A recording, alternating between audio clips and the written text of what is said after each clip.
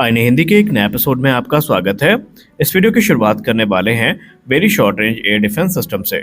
आप सबको हमने कल की डिफेंस न्यूज़ की वीडियो में बताया था कि भारतीय नौसेना की वॉरशिप्स को very short range air defence system से इक्विप किया जाना है और इसी क्रम में आज अडानी डिफेंस एंड एरोस्पेस की तरफ से क्रॉस एयर एन को प्रदर्शित किया गया है।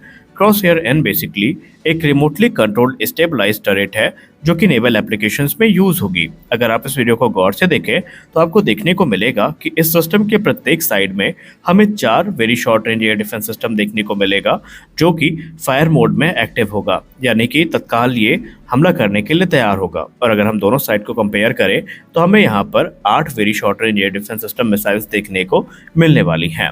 और यही नहीं बल्कि इस सिस्टम को, ये जो टरेट है, इसको लेटेस्ट जनरेशन के थर्मल साइट से इक्विप किया गया है और ये आने वाले भविष्य में जो ट्रायल्स है उनसे गुजरने वाली है, यानी कि इसके पास day and night strike capability होगी और चाहे एनिमी के ड्रोन्स हो, एयरक्राफ्ट हो, हेलीकॉप्टर हो या क्रूज मिसाइल्स हो, उनको टारगेट करने की कैपेबिलिटी भी इसके पास होने वाली है।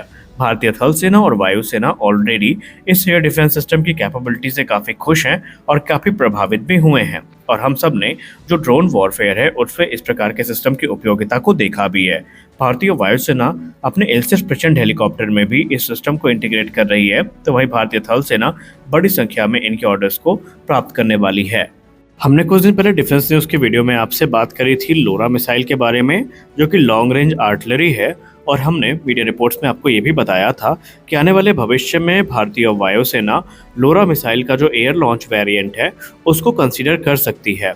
और अब यहाँ पर रिपोर्ट कंफर्मेशन की आ रही है कि भारतीय वायुसेना वाकई इनको कंसीडर करने का प्लान कर रही है। लेकिन इसके साथ ही साथ यहाँ पर कुछ सवाल भी हैं जो सामने आ रहे हैं। सवाल पहला ये है कि अगर Rafale fighter basically Spice missile को कैरी नहीं कर पा रहे हैं तो उनमें लोरा कैसे फिट होगी। दूसरी बात यह है कि जब हम बात सुखोई 30 MKI की करते हैं तो सुखोई 30 MKI ऑलरेडी ब्रह्मोस और निर्भय जैसी मिसाइल्स को लॉन्च करने की कैपेबिलिटी के साथ में आएगा। इसमें हमें रुद्रम और जो ब्रह्मोस एनजी है वो भी देखने को मिलेगी जो कि हमारे मिशन ऑब्जेक्टिव को पूरा कर सकते हैं। तो यहाँ पर लोरा की रिक्वायरमेंट क्यों है?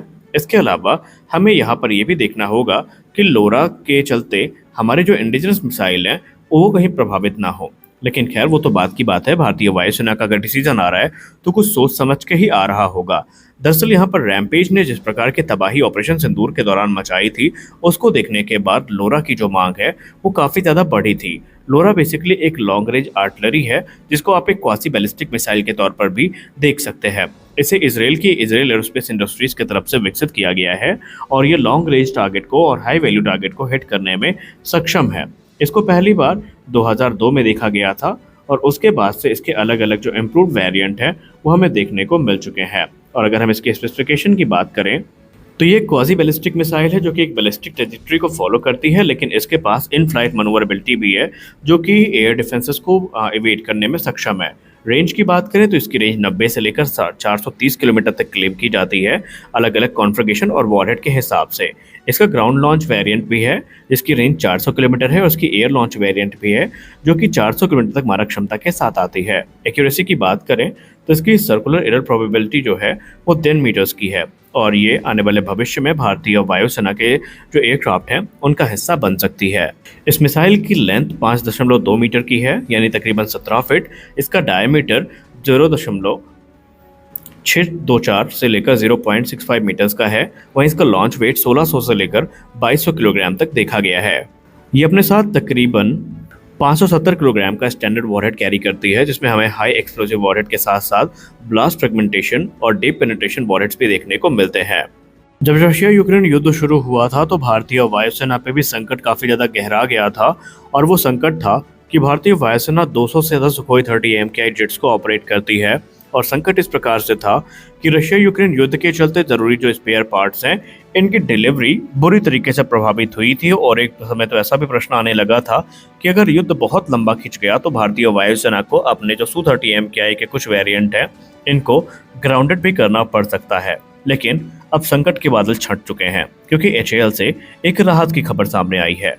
HAL चेयरमैन और managing director DK Sunil sir ने मीडिया से बात करते हुए ये कहा कि सप्लाई चेन हर्डल्स को हमने पार कर लिया है और वो स्पेयर पार्ट्स जो ज़रूरी थे, जिनकी डिलीवरी बाधित हुई थी, अब वो सुचारू रूप से आने शुरू हो गए हैं। उन्होंने कहा कि स्पेयर पार्ट्स और कंपोनेंट जो रशिया से आने 2024 में चैलेंजिंग लग रहे थे, अब उन सिचुएशन को नॉर्मलाइज कर दिया गया है और अब एक स्टडी फ्लो में हमारे पास जो स्पेयर पार्ट्स हैं वो आने शुरू हो गए हैं। और इसके चलते भारतीय वायुसेना अपने front line multi role fighters को मेंटेन करने में काफ़ी ज़्यादा सहज महसूस कर रही है।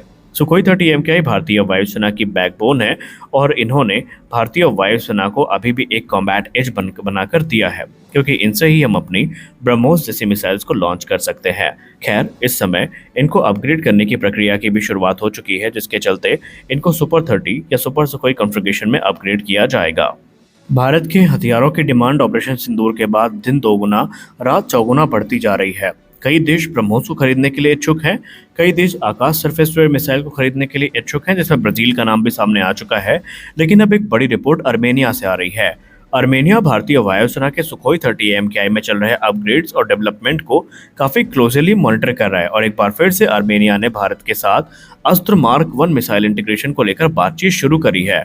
अर्मेनिया पहले भी भारत से रिक्वेस्ट कर चुका है कि उनके जो SU-30 SM फाइटर जेट हैं, उनको Astra mark 1 beyond visual range missile दी जाए, ताकि अर्मेनिया को एक कॉम्बैट एज मिल सके। क्योंकि अर्मेनिया के जो Su-30 हैं, ये काफ़ी बेसिक वेरिएंट हैं और इनमें कोई ऐसी एडवांस वेपनरी अभी हमें देखने को नहीं मिल रही है। और अर्मेनिया और अजरबैजान के जिस प्रकार के हालात हैं और जिस प्रकार अजरबैजान पाकिस्तान को ओपनली सपोर्ट कर रहा है, भारत के डिफेंस एक्सपर्ट्स का भी कहना है कि अर्मेनिया को हर यथासंभव मदद भारत की तरफ से दी जानी चाहिए। अर्मेनिया इससे पहले Su-30 अपग्रेड भी डिमांड कर चुका है, भारत से रिक्वेस्ट कर चुका है। अब देखना ये है कि भारत सरकार इस पर किस प्रकार रिएक्ट करती है। अगली बड़ी अपडेट हिंदुस्तान एरोनॉटिक्स लिमिटेड को लेकर आ रही है। आप में से बहुत सारे लोगों के ये प्रश्न रहे कि तेजस मार्क 1A की डिलीवरी अभी तक क्यों नहीं हो पाई, इंजन समय क्यों नहीं मिल पाए।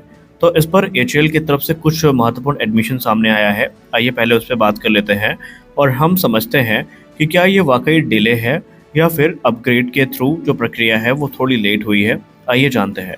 देखिए, हिंदुस्तान एरोनॉटिक्स लिमिटेड की तरफ से फाइनली एक्नॉलेज किया गया है कि जो देरी हो रही है तेजस मार्क 1A में, वो दरअसल HAL की वजह से नहीं हो रही है, बल्कि अपग्रेड्स की वजह से हो रही है। जी हाँ, भारतीय वायुसेना ने सॉफ्टवेयर, रेडार और कुछ मिसाइल अपग्रेड्स हैं जो प्रपोज किए थे, जिनको पूरा करने में HAL इस समय लगी हुई है। HAL चेयरमैन ने खुद इस चीज़ को एडमिट किया कि अगर ये अपग्रेड हमसे डिमांड न किए गए होते, इन अपग्रेड्स की रिक्वेस्ट न की गई होती, तो आज भारतीय वायुसेना अभी इनको अपग्रेड कर रही होती। लेकिन हमने इनकी कैपेबिलिटी को काफ़ी इन्हांस किया है और जाहिर सी बात है, जब अपग्रेड होते हैं तो टेस्टिंग प्रक्रिया थोड़ी लंबी खिंच जाती है। और इसके चलते जो पहला एयरक्राफ्ट है, ये जुलाई के अंत तक भारतीय वायुसेना को हैंडओवर कर दिया जाएगा, इस बात की पूरी उम्मीद है। रही बात इंजन की, तो पहला इंजन डिलीवर हो चुका है, 2 अतिरिक्त इंजन आ रहे हैं और इस फाइनेंशियल ईयर के खत्म होने से पहले तकरीबन 12 इंजन आने की बात की जा रही है। वहीं इस वर्ष के खत्म होने से पहले तकरीबन 5 से ज़्यादा इंजन जो हैं ये डिलीवर कर दिए जाएंगे। तो यहाँ पर कुछ चीज़ें हैं जो HAL ने क्लियर कर दी हैं, यानी कि जिस चीज़ को अब अब देखने का नज़रिया अलग हो सकता है। जिस चीज़ को हम डिले समझ रहे हैं वो अपग्रेड है। अपग्रेड में जाहिर सी बात है, सर्टिफिकेशन होता है, अलग अलग प्रक्रिया होती है जिन्हें हमें पूरे करने होते हैं और इसके चलते अब पहला एयरक्राफ्ट इस महीने के अंत तक हमें मिल सकता है। तो इस वीडियो में बस इतना ही। मिलते हैं अगले वीडियो में कुछ और अपडेट्स के साथ। तब तक के लिए जय हिंद।